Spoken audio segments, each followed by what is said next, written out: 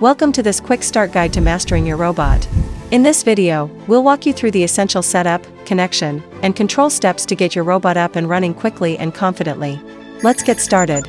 First, we'll begin with the unboxing to see exactly what's included in the package.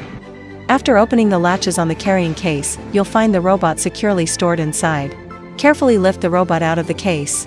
Next, you will also find the repeater for extended and more stable long-distance signal. Next, you'll find the gamepad. Inside the gamepad pouch, you'll also find the USB and Type-C adapters.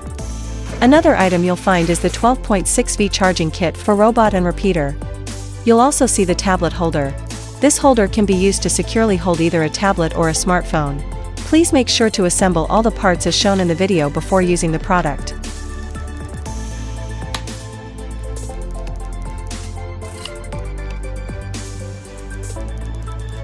Finally, you'll find the antenna pouch and a few small bags of spare screws. Please check the case carefully so nothing is left behind. And that's everything you'll receive in the Tobor technology robot package. Let's move on to the setup.